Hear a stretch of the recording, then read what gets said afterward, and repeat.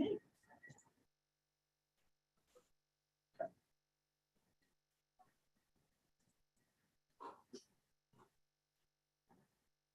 You're good to go.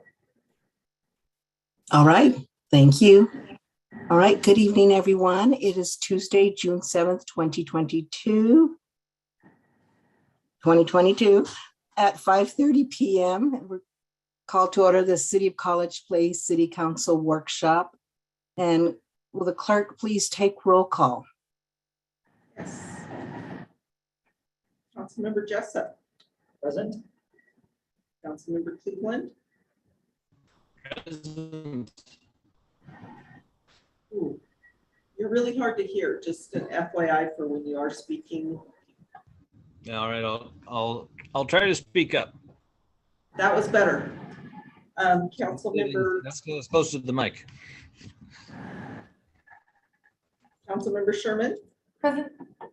Councilmember Boyle. Present. Councilmember Espinosa, I don't see yet. And Councilmember Peterson and Williams both requested to be excused.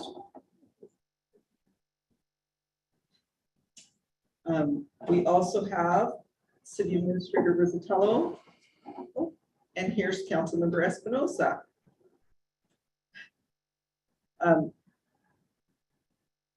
Just give us a quick present, Councilmember Espinosa, so we know your audio is working.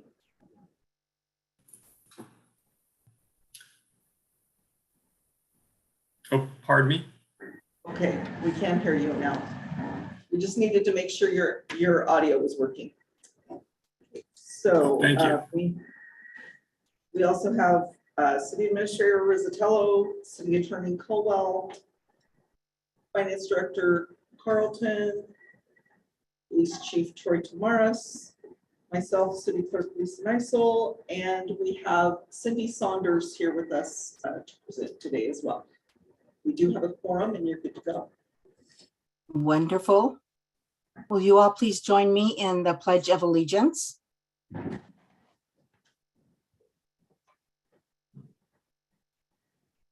I pledge allegiance to the flag of the United States of America and to the republic for which it stands, one nation, under God, indivisible, with liberty and justice for all. Okay, it's now time for public comment. Lisa, did anyone submit a comment, or is there anyone in attendance who would like to speak, whether in person or online? Other than council members and those staff presenting and Ms. Saunders, we don't have anyone in attendance either virtually or in person. Okay, that makes it simple. Thank you. So we're going to move on to workshop topics. It is a much shorter agenda than we had planned due to changes in the schedule that we needed to do and illnesses, including myself. So it shouldn't take too long. The first item we have is the Co-Responders Mental Health Professional Grant by Chief Tamaris and Cindy Saunders. Chief Tamaris, will you take over? Yeah, thank you, Mayor, Council. Great to see everybody, even though we're still online. Sorry about that. So the department is requesting to partner with the Greater Columbia Behavior through a federal grant to provide mental health professional to aid law enforcement response to community members struggling with mental health conflict. The grant would allow a salary and benefits package financing up to $200,000 for 2 years. Now, I asked Cindy if she'd be available to come talk to council tonight because she can clearly more articulately describe what this grant is all about and probably answer some questions a little bit better than I can. So if I could turn that over to Cindy, that would be very much appreciated. Yeah, absolutely. Thank you. I appreciate you inviting me. I really just wanted to come and, number one, answer any questions you have, but just give a brief overview of what this grant is for. This is a grant from the Healthcare Authority, and it was dispersed to all of the ASOs. There's 9 in the region. Our ASO covers Walla Walla County and College Place. So we were really looking at which one of our 9 counties would most benefit from this grant. And we have a large law enforcement presence in Walla Walla and College Place combined. And we collect crisis data. We are in charge of the crisis system. And we collect crisis data from all of our counties together. And per capita, the number of crisis calls that were coming in from Walla Walla, College Place area, I'll just call it Walla Walla together, that general area, is the highest of all of our 9 counties per capita. So we've been working a lot with Commissioner Mayberry on these numbers and what's going on and what we could do to help facilitate any kind of change or assistance in that area. So when the Healthcare Authority gave us this grant, we have 1 grant for a co-responder project. We just thought, you know, the best place to use it is in Walla Walla County, and because of the number of crisis calls there. And what this grant is for, as it was explained, it's just for the salary and the cost of hiring a mental health professional to ride along with, work with law enforcement, first responders, anyone. The great thing about this grant is that there's not really a lot of requirements or stipulations of what that staff member has to do. They are just there to assist and benefit in any way they can. So the agency that hires them, it's going to be the responsibility of the agency to hire the individual. They have to be a staff member of that agency, and they have to be a mental health professional, which is a master's level position. So that's really the only requirements. And then they can do whatever you guys feel like you would like them to do in assisting. There's a deliverable that's required to the ASO each month, and that's really going to just be how many individuals were contacted or served by the mental health professional. We don't need names, we don't need birthdays or anything, just how many people were touched by this. And then the one thing I did want to make sure that you understood in regards to funding, it is $100,000 per year. So as you have stated, $200,000 for the 2 years. It is on a reimbursable rate. So when we've looked at allocating that out across the year, it's a little over $8,000 a month. But there can be some of that pulled out and used for administration or the costs associated with having an employee. And I just wanted to make sure that you understood that any cost with advertising or any costs associated with having that staff, those costs can be used towards that. So it does have to show that the money went towards that staff only. It can't be for purchasing any equipment or anything like that. So it's really just a great benefit and service to the community if you can hire the staff. So I just want to open up if there's any questions or concerns that you have that I could answer while I'm here. All right, thank you so much. And correct me if I'm not sure if you mentioned this, Cindy. While the person has to be an employee of the city, they have to be an employee of a city department of first responders. Is that correct? It doesn't necessarily have to be the first responders. It has to be the city or a law enforcement agency. It just cannot be like comprehensive health care. We contract with them to provide crisis services. It cannot be them. It has to be an agency that has first responders. So if the city is in charge of first responders, then that's fine. Okay, so then let me go through council members for questions or comments. And we will start with Council Member Jessup. Hi, thank you so much for looking into the grant, guys, and kind of bringing more support. This is more just my ignorance type of questions because I'm not too terribly familiar with this. So if the grant's $100,000 per year, what is kind of like a typical salary, and then what all kind of things do you need if somebody takes that position? Like, do you need a city vehicle? Do you need extra training? Like, what all costs and responsibilities are involved? Yeah, great question. So what it takes, the average salary right now for a mental health professional in our state is very low, unfortunately, and that's why we're having a huge workforce shortage in behavioral health. But right now, typically, for example, comprehensive, their highest paid master's level designated crisis responder is right at $80,000 a year.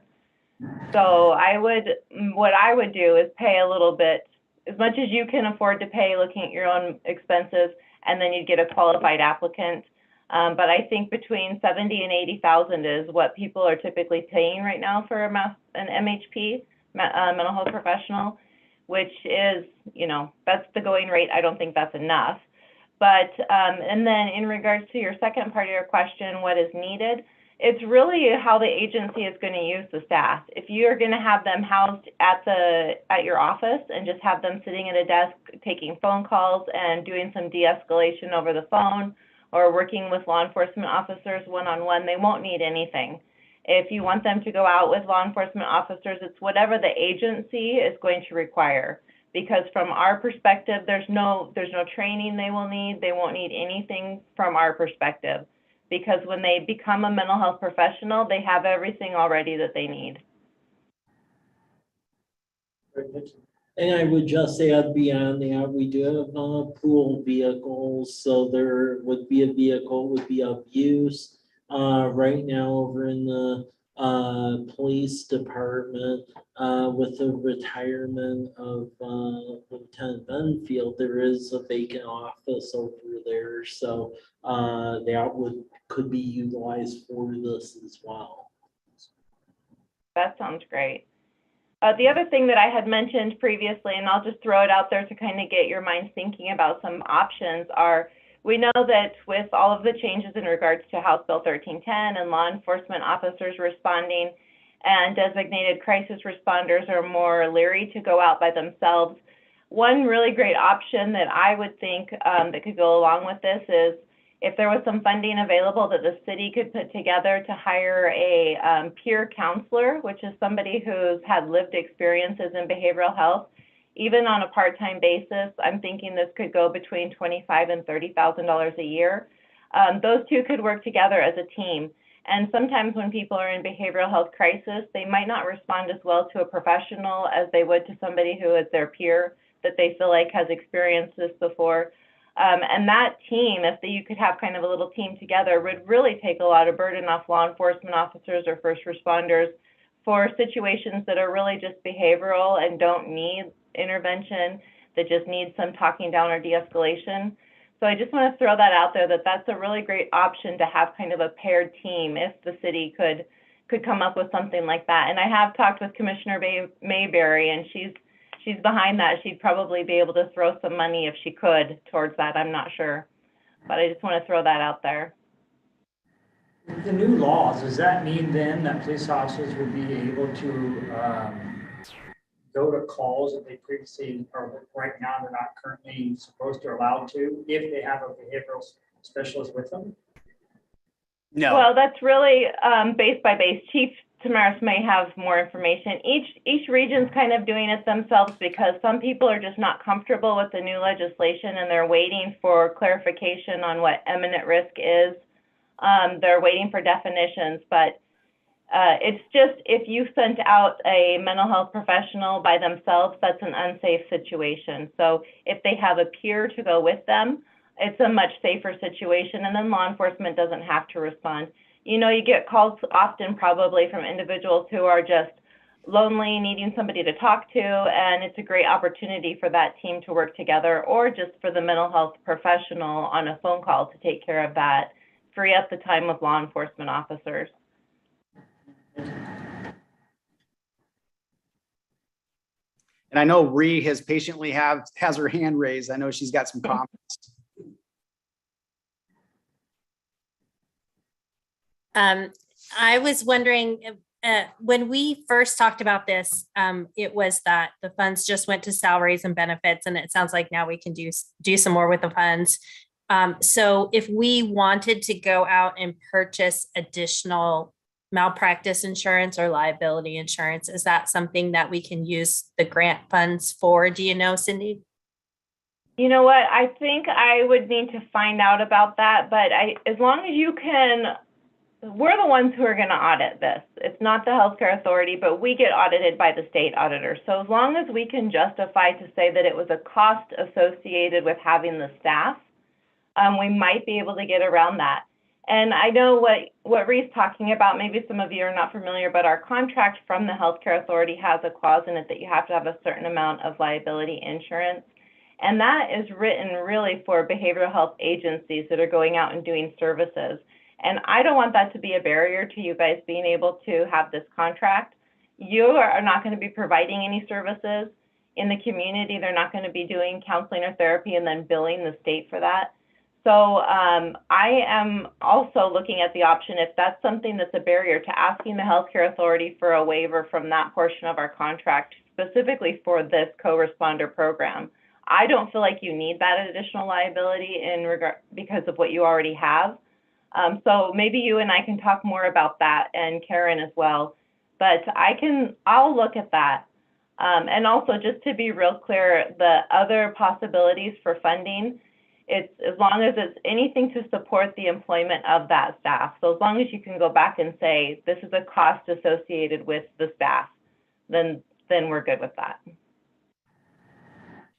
And I just want the council to understand, and Cindy, correct me if I'm wrong, but this individual that we hire is not a dedicated crisis responder. They do not have the authority or ability to invoke the Involuntary Treatment Act. These will be a bridge between resources in our community, law enforcement, and people in need. So this is kind of a cutting edge thing for law enforcement to be a part of. We're really excited to be amongst the first to do this. And frankly, there's a lot we don't know. This is going to evolve, and we're going to learn a lot over the next year, and hopefully this turns out to be a great resource, not just for College Place, but also into Walla Walla and the county as well. We want to partner well with our peers on this. So really exciting opportunity, I think, for the city. Yeah, you're exactly correct. And I just also want to say there's no requirement or stipulation that you have to continue to employ this individual if the grant ends. But with that being said, this really is the way that the healthcare authority is moving for the future. Legislators are very, very invested right now in co-responder type programs. So we're just going to see more and more of these programs put out across the state. And I would really anticipate that we're seeing more in our contract from the healthcare authority as well. So you're right, this is just brand new. Each ASO, as I said, only got one staff. So that's 9 staff that are doing this in the entire state right now. But it really is the way of the future. It's the way that legislators are really looking. Councilmember Cleveland? Yeah, I guess I have a couple, well, I guess it's sounding like we're not entirely sure the exact nuts and bolts of this. We kind of have a number of ideas, some direction, but we're still kind of ironing out exactly what the individual will be doing and how and to what extent. So I guess I'm curious to see kind of where this goes, kind of what we end up coming up with. My initial thoughts are pretty positive, especially since I work in community mental health at comprehensive healthcare, and apparently I need to ask for a raise, but but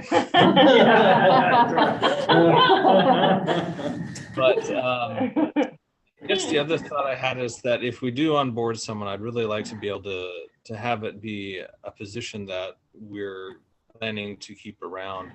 You know, after 2 years, you know, I'd hate to have to drop someone off. I think, was it Mike or was it Chief Chamaris mentioning that we had Officer Benfield retiring, and so we have maybe a potential opening for, you know, onboarding a staff and maybe a new role or something. But I definitely want this to be a sustainable position, or at least a plan to keep it sustainable.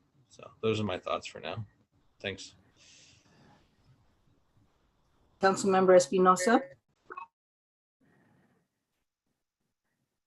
I think it probably would be a good idea to bring the physician that would like to volunteer and speak before the board, just to get a sense of who that individual is and who that person that will be volunteering with the city is going to be, just to meet him or her. Okay, I think these are 2 different programs.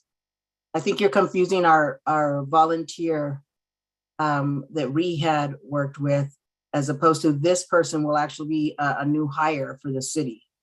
It's going to be someone completely different. It'll be an employee of the city. Oh, gotcha. So this is not the one that Ria was involved with? No. Okay, my apologies. I thought it was the volunteer that Ria was advocating for some time ago that we discussed. Just to clarify, that was an individual that the policy is for just strictly welfare checks. So just checks on residents where no one's had contact with the person. The neighbors haven't seen them, relatives haven't heard from them. Normally law enforcement would go and knock on the door. We don't do that anymore. So this person would be responding to information that someone is in a behavioral health crisis call. Gotcha. Duly noted. Thank you. No further questions.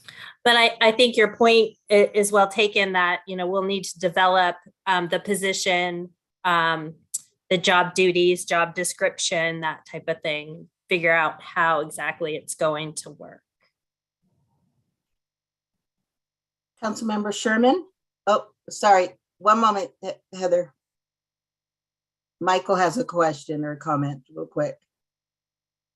Yeah, you mentioned the, going out to someone who's in crisis. I guess I'd be curious about, well, I suppose we're still figuring this out, but how would we coordinate that with comprehensive crisis responders? Like, is there a level, a tiered system, some sort of rubric where we'd say, let's have this person go out versus, okay, let's call the crisis line. Well, let me try to tackle that one really quick. So we would continue to work with the dedicated crisis responders through comprehensive health. That is not going to change. This individual will be another tool in the toolbox that can assist with that. And quite frankly, sometimes the DCRs, their ETA is extended because there's not enough of them for the needs that we have here in our community. So this person can help bridge the gap. But this person can also help with, for instance, we have people who are struggling in their fix is dialing 911, and that is, they just want an officer to respond. And that's their contact for the day. So this individual who we hire may be able to tackle that instead of a law enforcement officer. Maybe we can send this individual over to assist with those types of calls and maybe help them find alternate ways to deal with that so that they aren't tying up the 911 system. That's just an example, of course, but I really believe that this person will be someone who will bridge the gap and assist officers bridging the gap between resources that are already available in our community. Okay, Councilmember Sherman, thank you. Well, you're welcome. I actually don't think I have anything, so I was not offended. I just think this sounds like a great program. I don't have questions right now. All right. I think I see Councilmember Jessup's hand raised. Yes. Again, thank you. Please don't take my questions as a way of saying I'm apprehensive or any way. I'm just ignorant of the program, so I'm really curious. You had mentioned that there was a greater need here as opposed to other counties. You had mentioned one of the data points that you're bringing in is how many contacts there are. So it sounds like it's not just reactive, but it's also proactive. What kind of, I'm trying to think of a way to phrase it. What kind of data are you trying to collect to see that a salaried position is having the effect we're hoping? So what is the effect you're hoping to have? And what data are you collecting to show that a salaried position is, albeit a grant, is being effective for the community in a positive way? Well, when we developed the requirement, first of all, the Healthcare Authority did not put any requirement in our contract on data collection in regards to this program. It's really just a service that's offered, and it came out of legislation. They required this program to be put forth.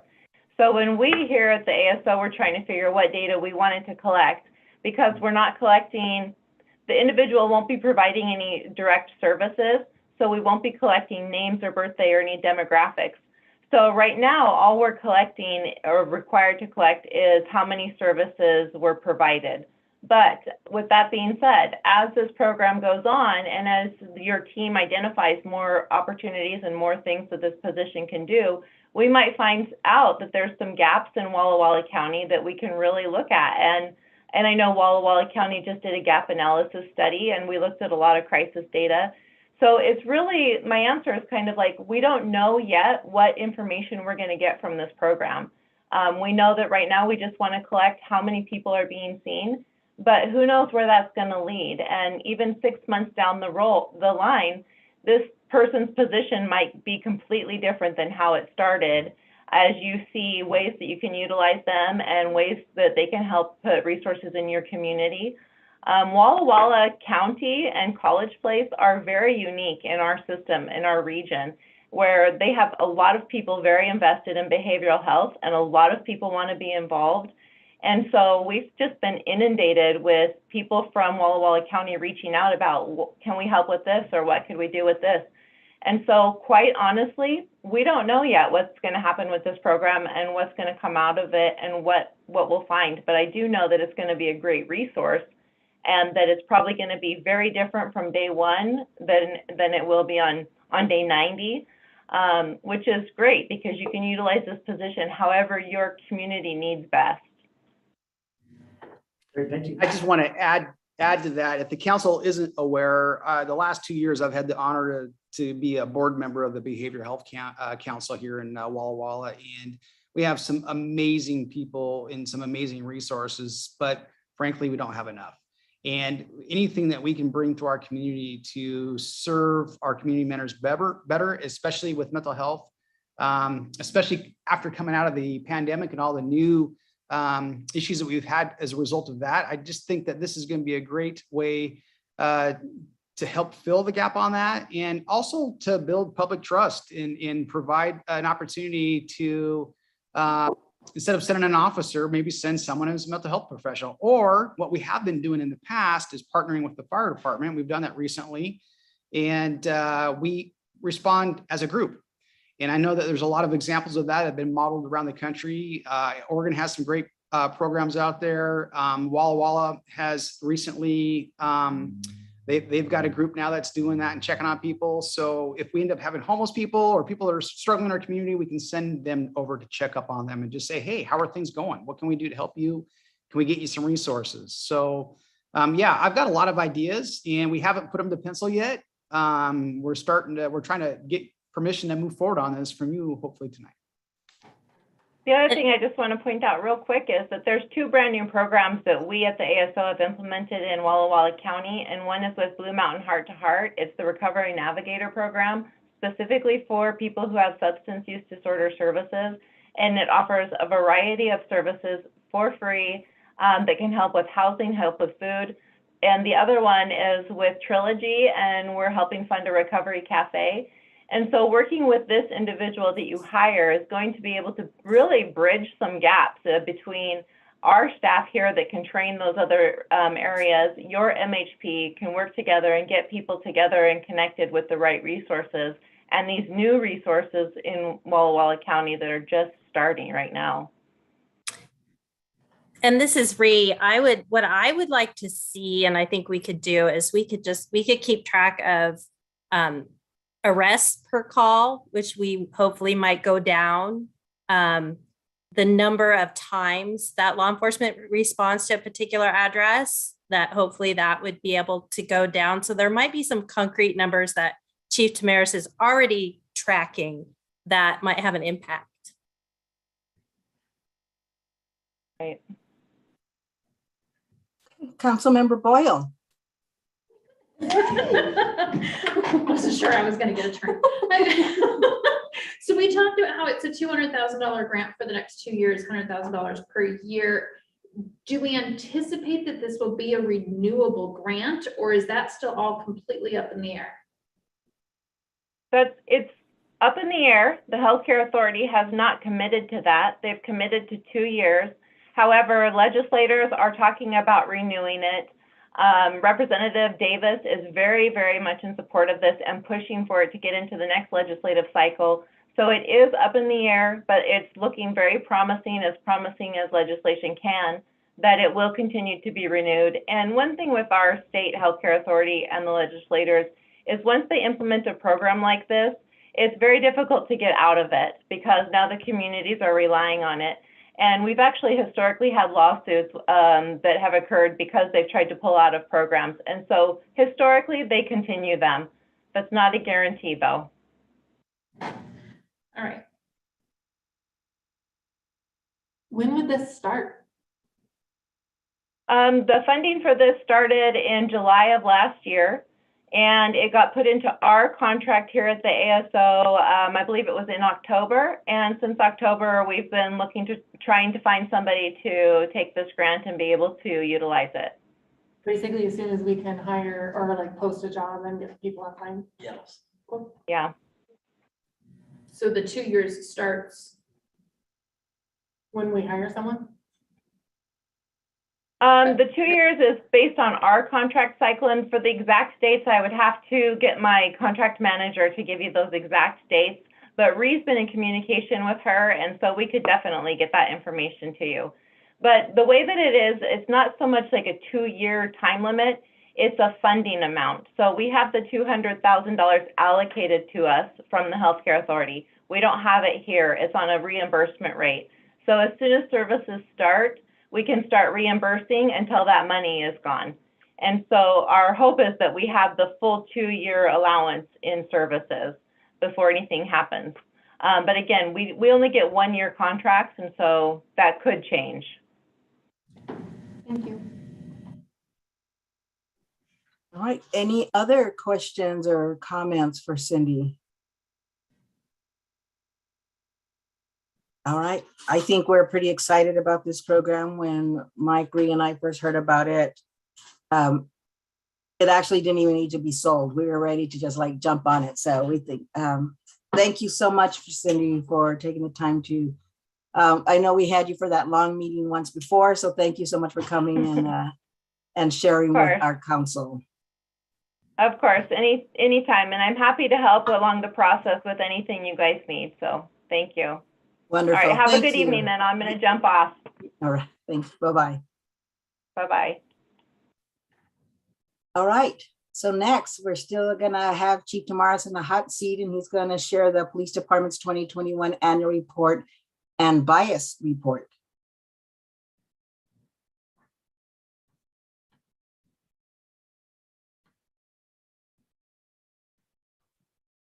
Okay. All right, can everybody see that? Thumbs up? Okay. Yep.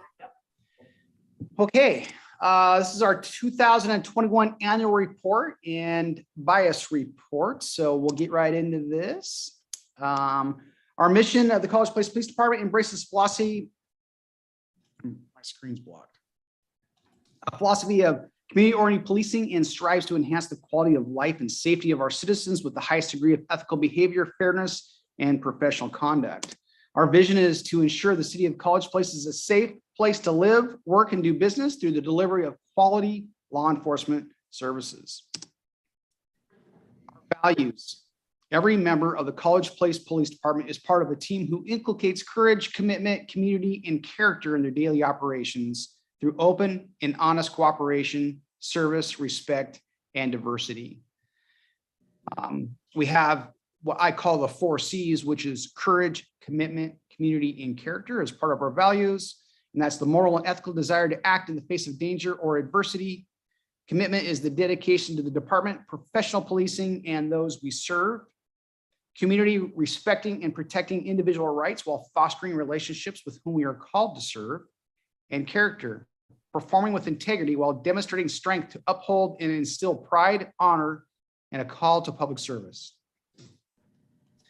We have 4 goals of the College Place Police Department, and this is outlined in our yearly operations plan, which if you would like, you can visit our website and download it to look at more closely. Goal 1 is to reduce crime and improve traffic safety within our community. Goal 2 is to provide quality services and innovative policing strategies delivered through excellent customer service. Goal 3 is to provide leadership and resources to attract, retain, and foster a safe, ethical, innovative, knowledgeable, and diverse workforce. And goal 4 is to work collaboratively with our stakeholders to improve the quality of life within our city. And we're going to talk a little bit about how we're doing with those goals right now.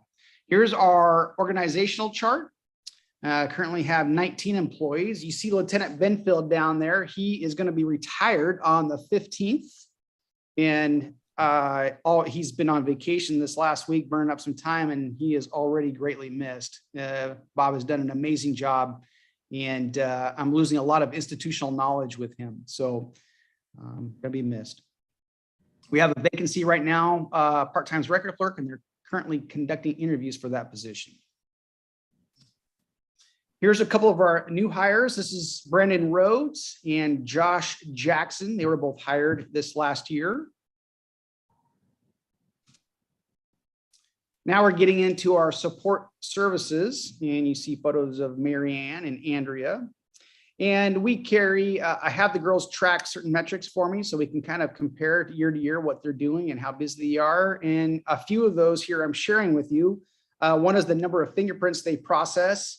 You can see they've had a huge increase in 2021, but keep in mind, a lot of these numbers are going to be jumping around because of the pandemic with COVID.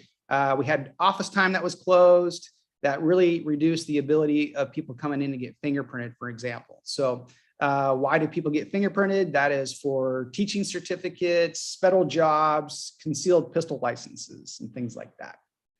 The second one down there is up just a little bit, is the number of concealed pistol permits processed, but there is an increase.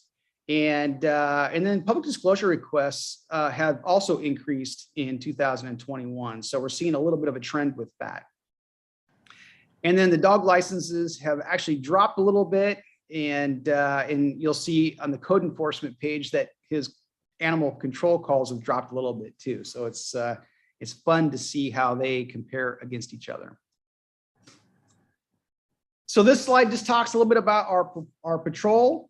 And for 2021, crime, by the way, is down in the city of College Place, which is really exciting. And the number of arrests are down slightly, 2%. The cases have dropped down almost 5%. The number of incidents and calls for service are down about 10%, a little over 10%, which aligns with the number of tickets that have been issued and the number of traffic stops. So pretty much everything is down just slightly as a result of one of the big reasons is we have had such a changeover in personnel with 2 new sergeants and hiring some new people with people leaving. So we have just been on the move, which has had an impact a little bit on some of those duties.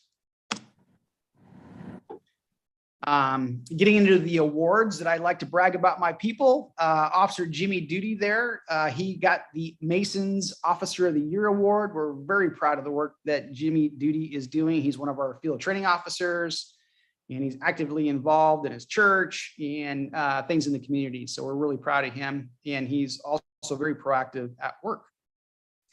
The other award, it was our top DOI officer, Officer Daniel Watkins, and that is the 3rd time he has won that award. He has definitely got a skill set for apprehending, detecting and apprehending impaired motorists. Daniel is in the process of becoming a drug recognition expert, which is fantastic because there's only one other one in our county. So that would be a great resource for our community. Really proud of those two, as I am of all my officers. This is our investigations page. Detective Brian Fortin is just really come into his own. He is just doing solid work. He has become a member of the Special Investigative Unit.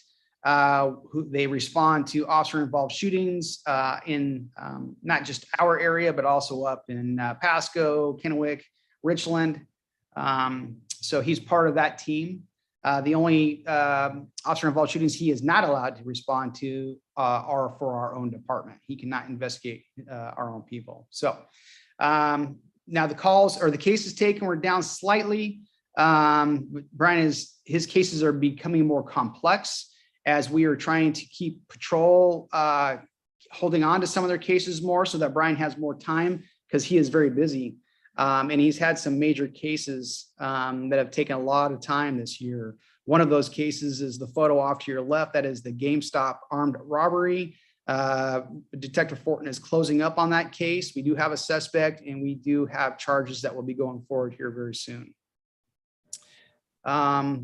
Cases cleared 30 and slightly down from the year before. Again, though, the number of cases is the reason for that. And I've also asked Brian to start tracking search warrants. SIU is the Special Investigative Unit, and then agency assists. So we all assist each other with investigations, not just in our county, but outside the county, and including internal investigations. And Brian has been very active in that role as well. So I'm asking him to track that for me. And at any time, if anybody has any questions, please let me know, raise your hand, and I'll talk in more detail if you need me to. This is our school resource officer page. Officer Joey Langlois has been there for just a little over 4 years, and he is leaving that position here. Next week is his last week. And I know that Jim Fry, the superintendent, and the principals and staff at the schools are going to greatly miss him. He has hit it out of the park. Officer Joey is a very popular and respected individual down there at all 3 schools, Davis, Sager, and the high school. So Joey, I'm very proud of the work he's done, and sad to see him go, but we have a great replacement for him. And it's time for Officer Langlois to go off and do other things. If you don't know, Joey is going to be our new detective on the task force. So he's going in from one role to another, and we're excited to see what he does with that. Now, looking at the incidents, greatly increased in 2021, but keep in mind there was remote learning in 2019 and 2020. So that's going to be the impact, and those numbers are way different as a result of that. Same thing with criminal investigations. CPS referrals surprisingly remain the same, and that's Child Protective Services. And then charges filed has greatly increased as well as a result of a busy school year. So, and then of course, he also provides training to staff and students. This is our Special Enforcement Officer page. A couple weeks ago, my wife and I were driving through town, and she mentioned how great the city looks, and people are just taking pride in their yards and how wonderful College Place looks. And I do believe that you know, the code enforcement that we've been doing over the last few years has made a big impact on that. But also the pride in the city is just contagious. So great work in all that we're doing. And keep in mind, when we do these code enforcement investigations, 95% of the time we get compliance with just a conversation. So it's really not often we have to write tickets. So keep that in mind. But nonetheless, there is a little slight increase from 2020. Our animal calls have actually dropped a little bit. If you remember me talking about this last year during the pandemic, there was a big adoption of pets because people were home, and we've seen a decline in that. And my comment about the animal licenses being down a little bit would also correlate with that. Parking violations, he could be a full-time parking officer if he wanted to. He could write 10 to 20 tickets a day. And we tried our best to mitigate that, and but he has been very busy with parking here as of lately. This is our professional standards page. This is our accountability to our community of what law enforcement officers are doing. So if we get a complaint, that we do the investigation, and I'm happy to report to the council that this is our 2nd year in a row without a single external complaint. And I'm going to knock on wood, of course, but I just think this is an example of the professionalism and them living out our mission, vision, values, and goals every day, serving the community of College Place. So really proud of our people. We did have one investigation that was internal. In fact, the last couple of years, all the investigations that we've conducted have been internal investigations on our own people. And this could be a vehicle incident backing into something. This could be a lost equipment violation. It could be just really simple things, but we take these things very serious and we investigate them, and there's accountability with these things. So if people want to complain about an officer or an incident, of course, they have the ability to do that in person, over the phone, or online. This is our crime in traffic statistics page. This shows you all the categories to the left, and it shows you the last 3 years, so 2019, 20, and 21, and I do comparisons of all three of them. I have 3 years averages. I think it's just kind of fun to look at. I get geeked out by this kind of data. There's some really good things here. We are down in crime. Our burglaries are down. Thefts are down. Our traffic enforcement has been spot on. Our collisions are down. Now, the DUI activity is decreased a lot, and that is a trend that's happened across the state. And we're starting to see a little shift up. The first part of this year, we've had several more arrests than we did last year. So we'll see how that comes out at the end of the year. Our narcotics arrests are greatly down because of the Blake decision, where you cannot charge people with simple possession until their third violation. We are making contacts, plenty of contacts with individuals in possession of controlled substances in our community. But we are not allowed to arrest unless it is a felony level, or delivery level. So it's a tough thing. Warrant apprehension is up, but I want you to keep in mind we have 360 outstanding warrants just for the city of College Place. And it's something important for the council to understand, that the majority of these warrants have been cycled at least twice, some of them 5, 6 times. People get arrested, they go to court, they set a new court date. They don't show up for the new court date, they reissue a warrant. So this is a problem with our court system that I'm trying to work out. And every time that an officer has to make an arrest, there's an increased chance for a use of force. There's an increased chance for an officer to get hurt or someone from our community to get hurt. So this is very frustrating. And a lot of our crimes that are occurring in our community are repeat offenders. So we got to work with the courts here and kind of figure out how to reduce this turnover of warrants. We're working on that. Motor vehicle thefts are up, and just slightly. And a big reason for that is a lot of our stolen cars come out of the university, the kids, and them being back on campus this last year. I think that's a result of why they've gone up just a little bit. And most of the auto thefts in our community are auto theft for convenience. They don't want to walk. They see keys in a car, and it's an opportunity, and they take it and they drop it off 5 miles away, and we end up recovering it. So that's the majority of our thefts.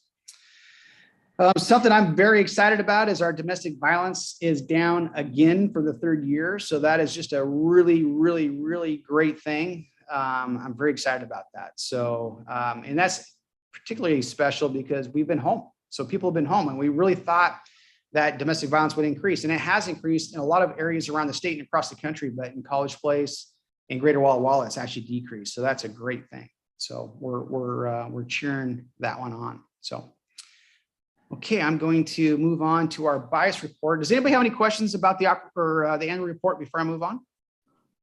I do, Chief Tamaris. Yes. So there's a huge difference between 2019 and 2021, and COVID really started kicking in around 2020, I believe. Do you account for the reduction in most due to having a full police force, or are there just a change in crime patterns here, a reduction? I understand, 21,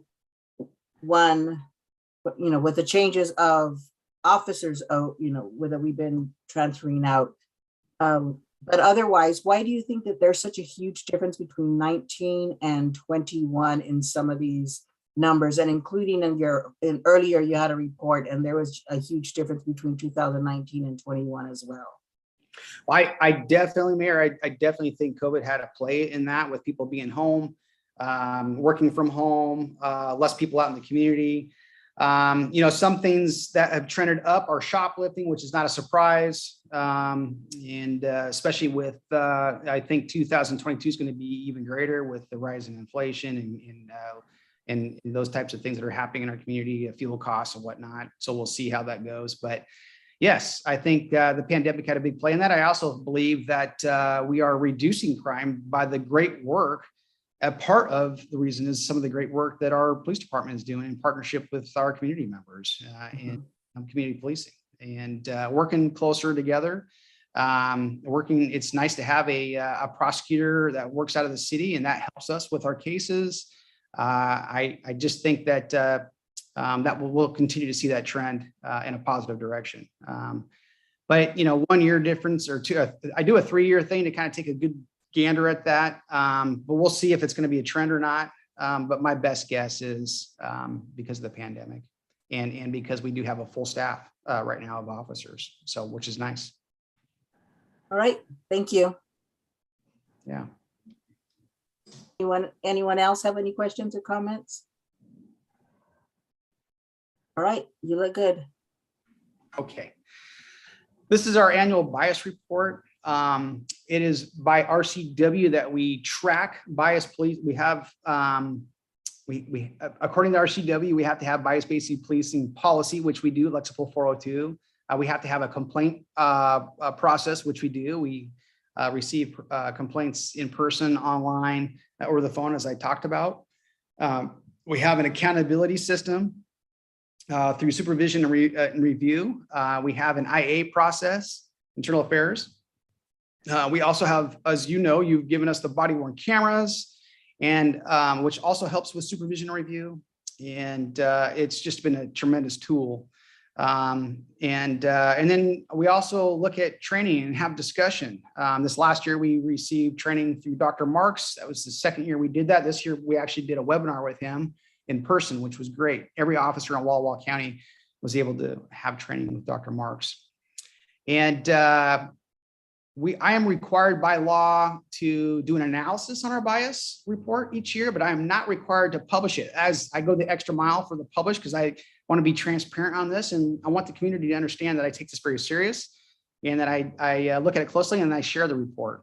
So I have published this since I've been here. This is the 5th report that I've done, and we're really proud of it. So, and this is a great tool to show what our officers are doing when it comes to bias policing. So what we're looking at here is the number of infractions issued. You can see comparison by race, infractions issued to the left, and then you can see comparisons 2019, 2020, and 2021. So we are sitting there really good. I'll take a gander at that, and if you have any questions. And as we've learned how to pull data, we have a little bit of a cumbersome system, so there is quite a bit of work. I worked with the State Patrol's sector system, and they were able to pull some data out of the ticketing for me, which is fantastic. So they provided that to us this year, which gave us a much better, more accurate count, which was very helpful. We used to have a lot of unknowns. We fixed that problem through some training, and now you can see we've had 2 years in a row of 0 unknowns. So I'm really proud of the work that our people are doing. Okay, I'm moving on to, now this is criminal traffic. So these are misdemeanors, and this is first time we pulled this data more accurately through this system. So I don't have anything to compare it to, but this is what we have for 2021. Now, again, to your left, you see race, and then to the right. And I don't have the demographics page on this slide, but you can go to our web page and you can download the bias report, and it has all the demographics for College Place, Walla Walla County, and the state of Washington. So we are right in line with demographics that we should be. And then one thing I should mention, which I usually mention, I mentioned it to our diversity and inclusion board when I give this presentation, is if you see a Pacific Islander who has been arrested 4 times, that could be the same person arrested 4 times. These are not unique of each other. So it's important to know that when you're looking at these numbers. So unfortunately, I can't break it down by just individual. Any questions?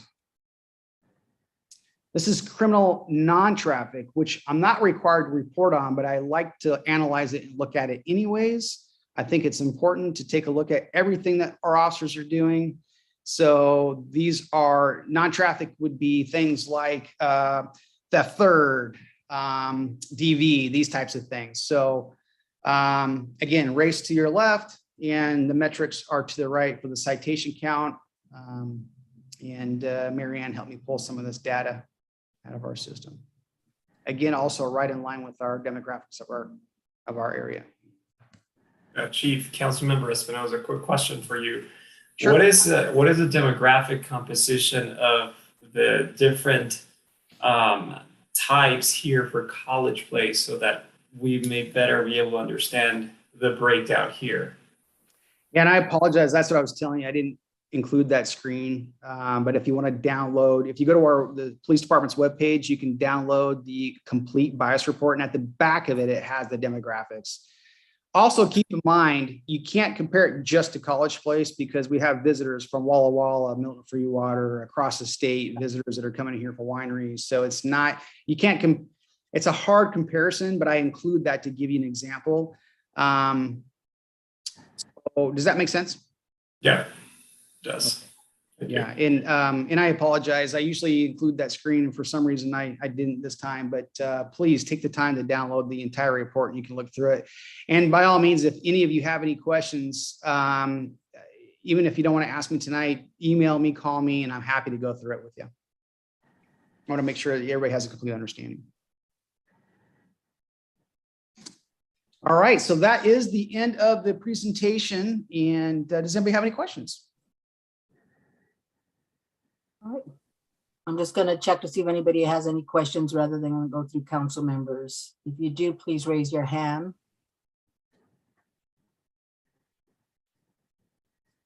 Councilmember Cleveland. Not a question, but a comment. Just want to say, really great presentation. Really shows how the College Place Police Department has been working for its citizens. I just want to thank you very much. Well, thank you very much. I'm very proud of my team, and we're living out our mission, vision, values, and goals. And we talk about it daily, and we talk about it during patrol meetings. And we just really want to represent the city of College Place. And we have a great deal of pride in what we do in serving our community. We've been called to something greater than ourselves, and we want to live that out. So thank you very much. Anyone else? Questions or comments? All right, I do not see any, but Chief Tamaras, as always, please thank your team. This reflects their great work, and we really appreciate everything that they're doing every single day out there. Please give them our appreciation. Thank you, Mayor. Thank you, Council. All right, let's see. Next, an income tax ban. Mr. Rizzatello is going to talk about that. Yeah, so a number of cities nearby have taken this on, and when I was talking with retailers, developers, and other folks over at the retail convention in Vegas, this was of concern. So as it stands right now, state constitutionally, income tax isn't allowed. However, over the past couple of years, Seattle and King County have been doing gimmicks, I would say, to get around that, and that's the best way to frame it. So as far as investment and stuff, as far as cities and geographies that aren't making a statement on this, it's making the retail, industrial, developer, all that clientele really weary because they figured that out in their pro formas. So Kennewick, Pasco, Richland, they've all passed this recently, especially since we're a border community right up against Oregon. So Oregon had, each state's unique that way. So Oregon, they live and die by the income tax, but then there's no sales tax. And then you basically flip it over here. And the general concern is that localities that don't communicate that is just making the private market very weary on investment. So a number of those folks who I talked to, that was one of the things that it was a common thread, especially with the Tri-Cities and a multitude of other towns passing it. Cities that get into financial predicaments, there's other levers you can touch that have less ranging implications than that, like utility tax, utility rates, business licenses in general. I would say, given the framework of the state, that would be the last thing you should do. Seattle and Kent County, they continue to do the gimmicks to get around it. So this would just be to add it in our code book and make that statement. And I think it would help from economic development perspective.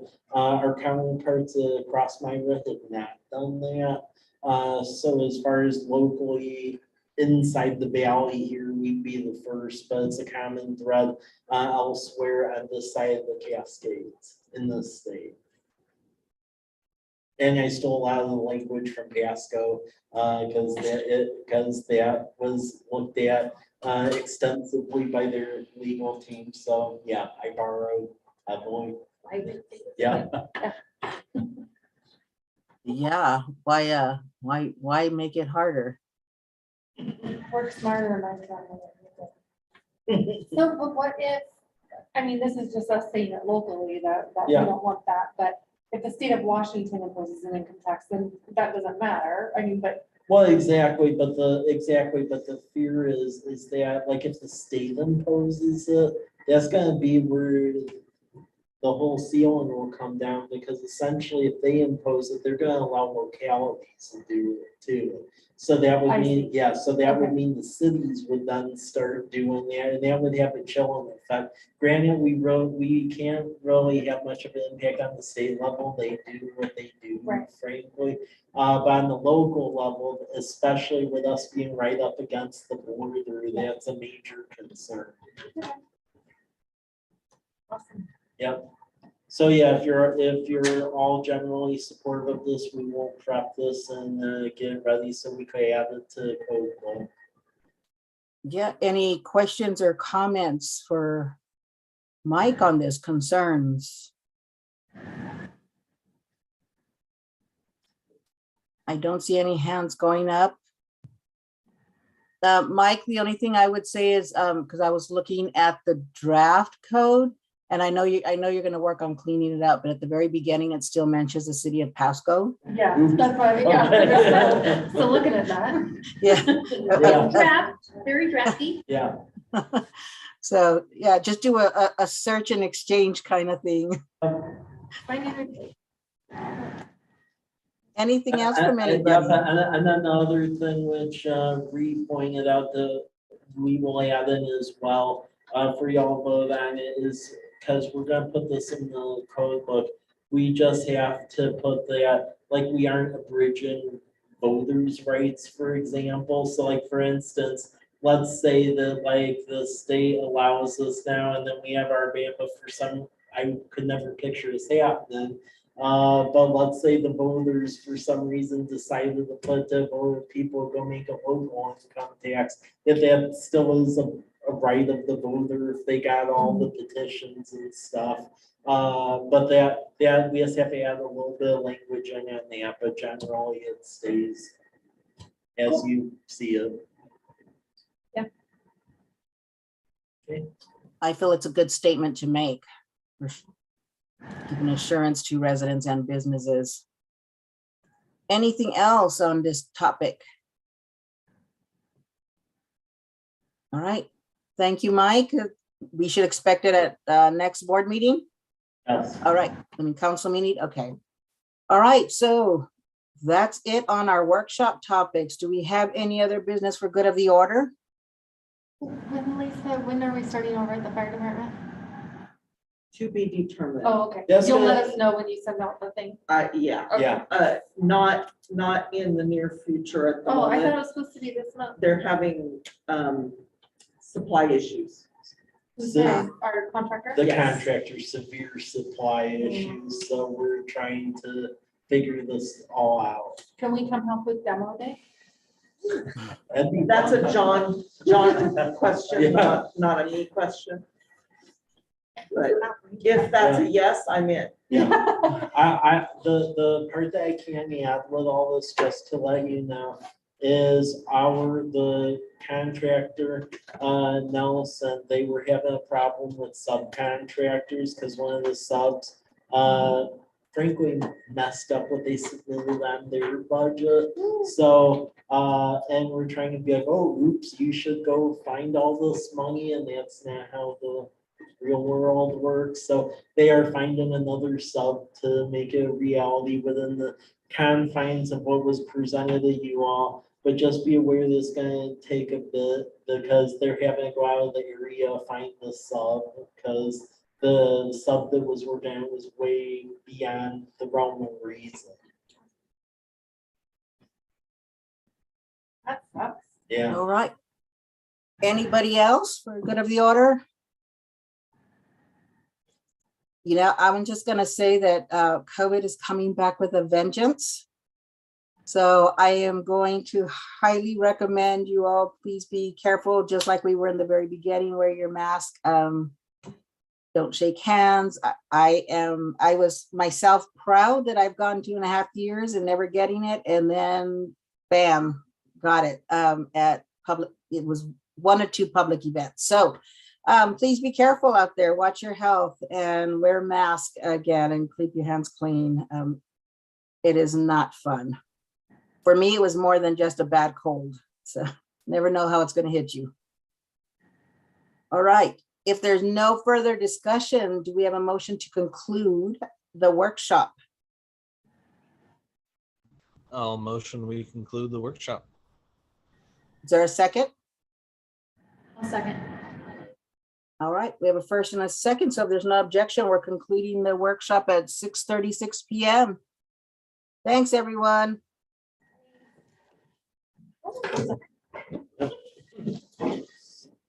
Okay. Go enjoy your bacon. And then try to raise your hand on the computer. And then